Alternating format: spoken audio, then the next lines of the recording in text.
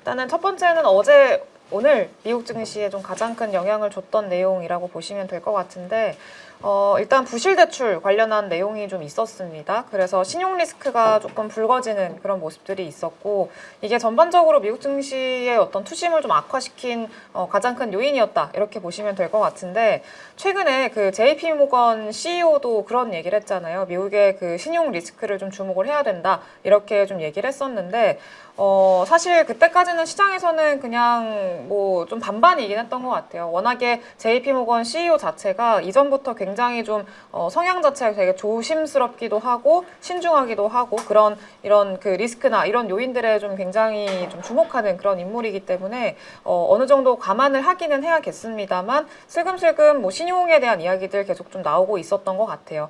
네, 근데 이제 JP모건 같은 경우에는 기업 채권이 최근에 좀 급락하는 그런 모습들이 일부 있었고 이런 것들이 확산될 수 있다 이렇게 좀 이야기를 한 겁니다. 그래서 이제 이런 것들을 좀 보고 있는 그런 상황이었었는데 그거에 이어서 지금 그 지역 은행들이 이번에 그 두 곳이거든요. 두 곳이 사기 때문에 대출 손실을 냈다 이렇게 좀 발표를 했어요. 네, 그래서 이게 문제는 상업용 부동산에 그 투자하는 펀드들이 어느 정도 연루가 돼 있다라는 게 조금 문제였다고 보시면 될 것 같고요. 이게 은행들이 돈을 빌려준 대상이 일반 기업이나 그 개인 이런 게 아니라 그 상업용 부동산 부실 채권에다가 돈을 빌려준 거예요. 네, 그래서 그 부실 채권에다가 투자를 하는 펀드들의 돈을 빌려준 거죠. 네, 근데 이 펀드들이 제출한 자료나 이런 것들이 알고 보니까 사기였다는 겁니다. 그래서 이게 조작된 자료 이런 걸로 이번에 좀 드러났대요. 네, 그래서 뭐 부실 부동산에 투자해가지고 손실을 뭐 숨긴다거나 뭐 뻥튀기를 한다던가 이런 형태로 그 돈을 빌렸다라는 거죠.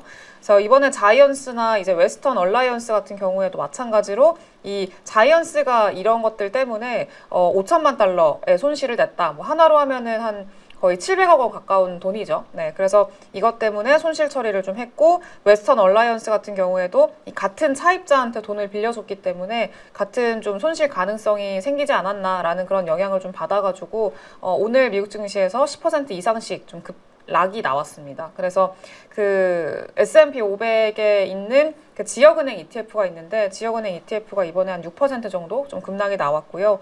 그래서 전반적으로 이게 좀 신용 리스크로 확산되는 거 아니냐에 대한 좀 우려감이 확산이 된 것 같아요. 근데 사실 이거는 결론부터 좀 말씀을 드리면은 좀 영향은 많이 제한적일 거라고 생각을 하고 있습니다. 그래서 이게 일단은 뭐 이전에 SVB 사태나 이런 것들이랑 좀 비교가 되고 있는 상황인 것 같은데 그런 것들까지 확산이 되기에는 조금 한정적인, 그러니까 좀 이제 특정된 몇몇 기업들에 해당되는 그런 이슈이기 때문에 이게 일부의 어떤 사건으로 끝날 가능성이 현재로서 높지 않나 이렇게 좀 생각이 되고요. 이게 확산될 리스크는 좀 제한적이다 이렇게 좀 생각을 해야 될 것 같아요. 근데 어쨌든 지금 투자자들의 어떤 주목도나 이런 것들이 매우 높아져 있는 상황이기 때문에 변동성은 어느 정도 이어질 수 있다. 그래서 이제 그 공포탐욕 지수죠. 좀 그 공포 쪽으로 많이 기울어져 있는 상황이에요. 갑작스럽게. 그래서 이게 워낙에 미국에서는 이런 신용이나 그리고 뭐 은행 관련된 이런 이슈들에 굉장히 좀 민감하기 때문에 그리고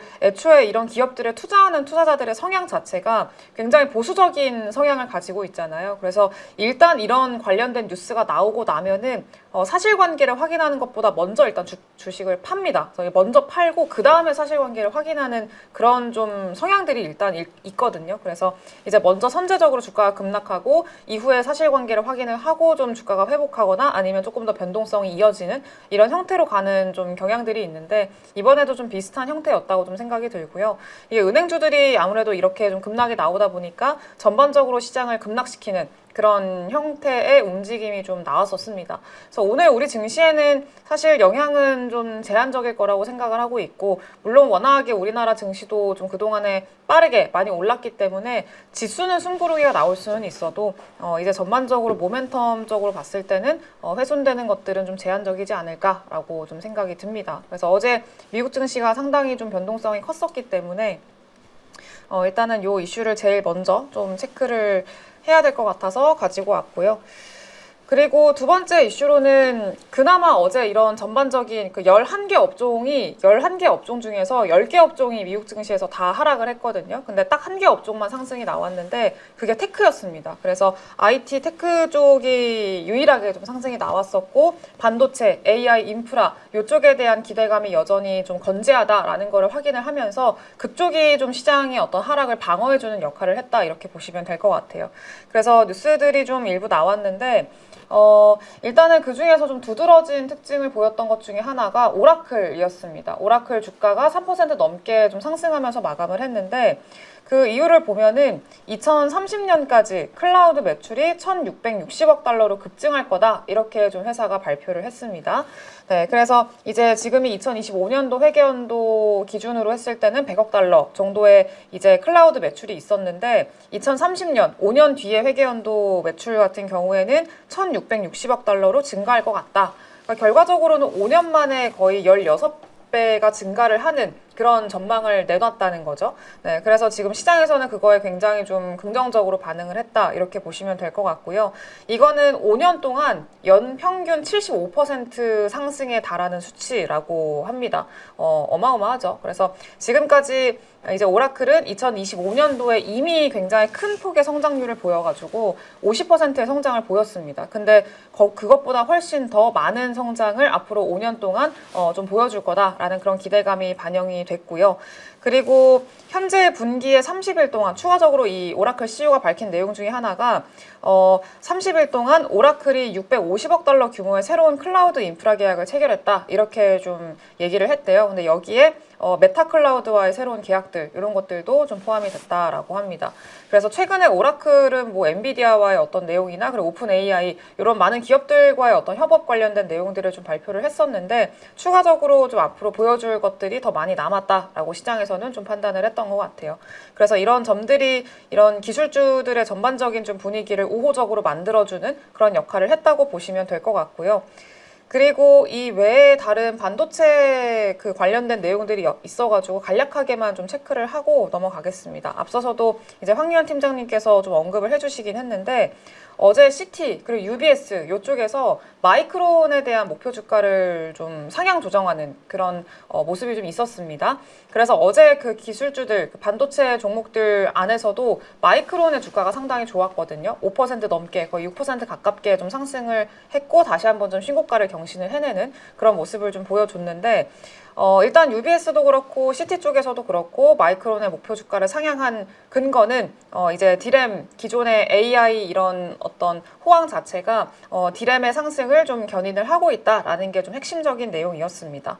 네, 그래서 하이퍼스케일러의 레거시 디램에 대한 수요가 점점 좀 늘어나고 있고 앞으로 계속 좀 늘어날 것 같다. 그래서 이 DDR 비트 수요가 2026년, 그러니까 내년에 올해 대비해서 2배로 증가할 것 같다. 이렇게 좀 전망을 했다고 해요. UBS 쪽에서는.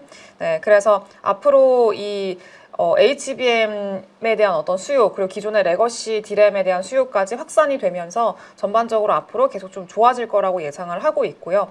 그리고 중요한 거는 하이퍼스케일러 쪽에서 내년 그리고 내후년을 모두 포함하는 장기 계약을 현재 좀 추진을 하고 있는 것 같다. 이렇게 좀 전망을 했습니다. 이게 좀 상당히 중요한 내용이긴 하죠. 그래서 이런 것들까지 좀 반영이 되면서 전반적으로 좋은 그런 흐름들을 만들어냈고요.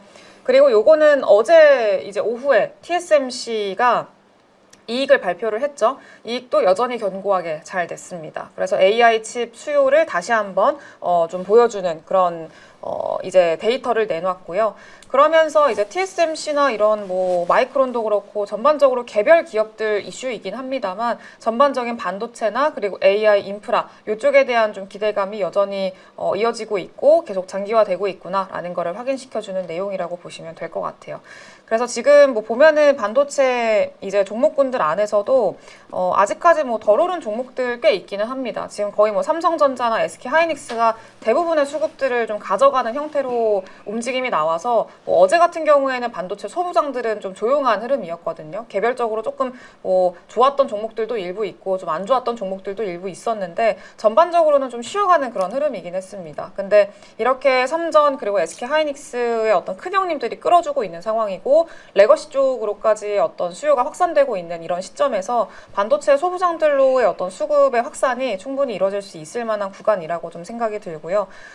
이제 뭐 TSMC나 이런 종목군들, 그러니까 소부장 전반적으로 괜찮은데 아직까지 바닥권에서 이제 조금 올라오고 있는 그런 종목군들 같은 경우에는 여전히 좀 기회는 남아있지 않나 이렇게 좀 생각이 들어요. 대표적으로 뭐 하나 머티리얼즈나 이런 그 부품단에서의 모멘텀이 있는 종목군들도 바닥권에서 이제 돌려놓고 박스권 상단 돌파해놓고 여기서 좀 자리 만들고 있는 상황이거든요. 그래서 거래량 바닥에서 좀 강하게 동반시키고, 그래서 이런 종목군들 같은 경우에는 이제 좀 그 탄력적으로 시세가 나오진 아직까지는 않고 있지만 좀 기대감을 가져볼 수 있을 만한 또 종목이긴 하죠. 그래서 최근에 어제였던 것 같은데 TSMC의 이제 실리콘 링 관련해가지고 이제 공급 관련된 뉴스가 또 있었거든요. 그래서 하나 머티리얼즈나 이런 종목군들도 아직 좀 덜 오른 종목들이긴 하죠. 그래서 지금은 순환매 차원에서 이제 덜 오른 종목들 좀 돌아가면서 좀 올라가고 있는 그런 상황이어서 아직까지 좀 종목을 더 찾고 있다, 비중을 더 늘리고 싶다라고 하시는 분들 같은 경우에는 저런 종목들도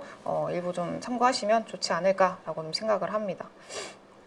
그래서 그렇게 보시면 될 것 같고, 그리고 세 번째 뉴스도 AI 관련된 내용인데 요거는 조금 전반적으로 묶어놨어요.